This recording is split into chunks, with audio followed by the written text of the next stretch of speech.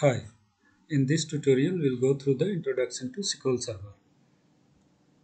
So before even going to SQL Server, we must understand what is RDBMS, and SQL Server is a RDBMS database. So RDBMS stands for Relational Database Management System.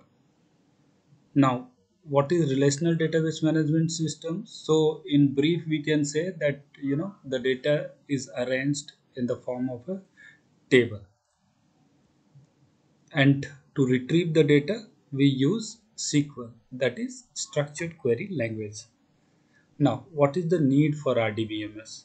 So before even knowing to the need for RDBMS, we have to go to the early time when we used to go for file system to store our data, and it was very similar to what we write in a notebook. And searching for a specific data was very difficult. So if you see the case of notepad, and if you are trying to maintain 100 employees data in a notepad, searching for a employee with a specific employee id or employee with a specific salary becomes really difficult. And another thing, you cannot even relate each column values in a notepad. So uh, earlier file systems were like that. So RDBMS addressed all these shortcomings and then gave a new set of software which allows you to arrange the data and retrieve the data with a specialized query, and that specialized query language is called as SQL.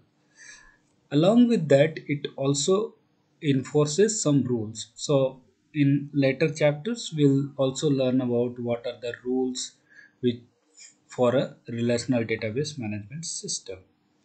Now, the basic terminologies associated with RDBMS are entity. So entity is basically any real world object. For example, if we take the case of employee, employee can be considered as an entity. And we can talk about a car can be a single entity which can be part of an entity set called vehicle.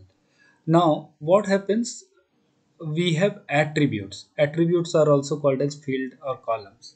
So what are attributes? So anything that describes an entity is attribute or field or column. So basically the related information about an entity is called attribute. What is a record or row?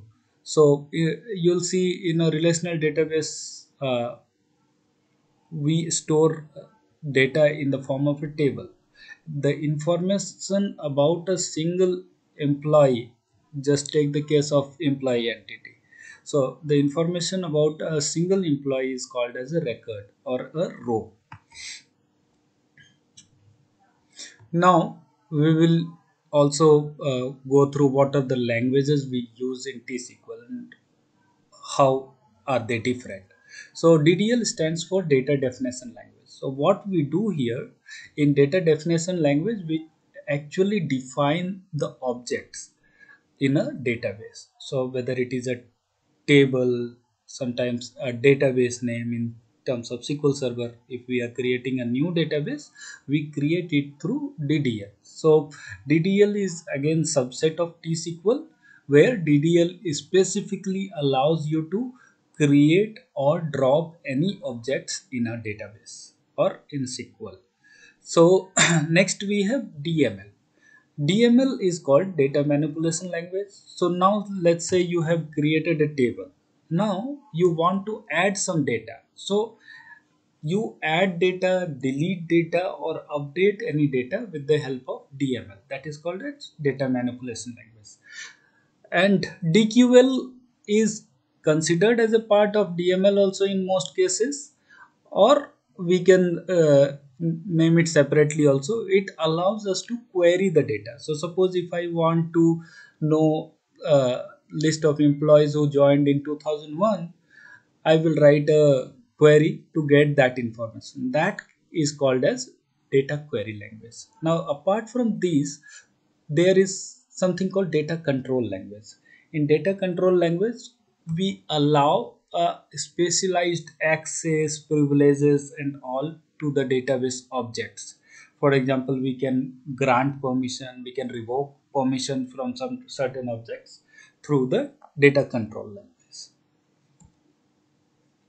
Now, we understood about SQL languages. Let's jump on to the basic building block of SQL Server. So we know we got understood tables, we understood attributes. Now, when we define a table, the first thing which comes into our mind is data types. So what we do in data types, why do we need data types? Because like when we define attribute of an employee, say employee ID, now we know that all employee ID we are going to specify in a specific type only, and that is called as data type. So let's say I want to have all my employees numbered from 1 to increment by 1. So in that case these are called as integers, right? So that is a specific data type. Then same way employee name is basically a string, so here we will be using alphabets. So in that case, we'll name it as varchar in SQL, and that is a data type.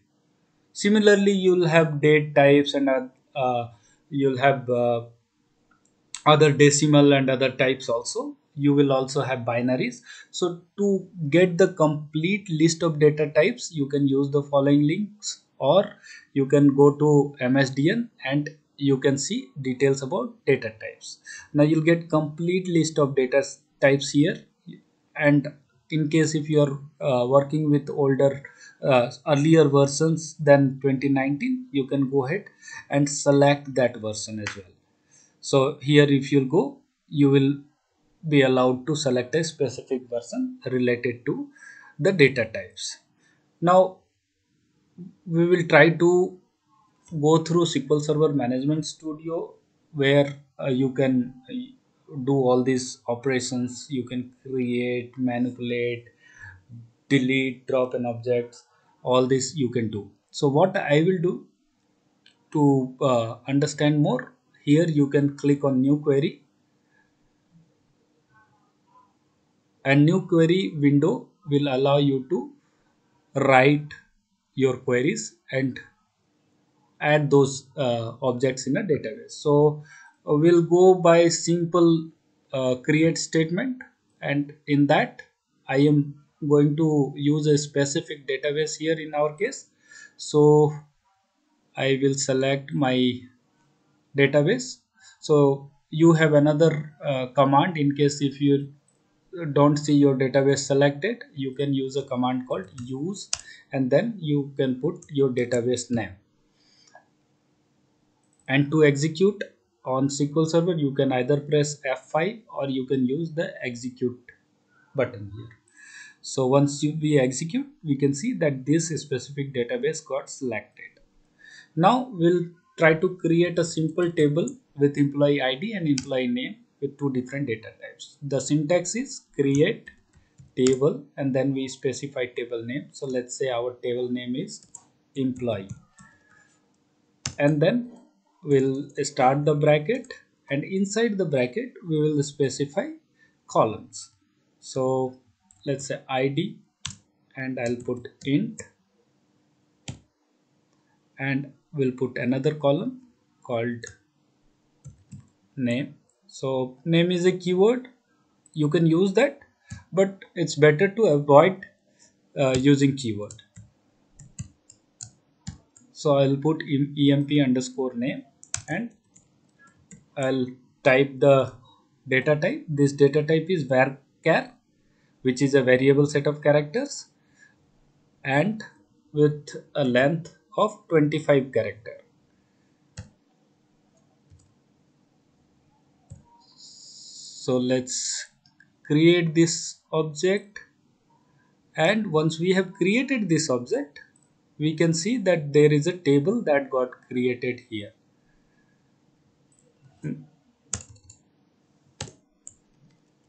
So since we have just created the table, we don't see any records there. but this is the basic way which we can create a table, and this is a simple select statement to query a table. We will discuss these queries in detail in next session.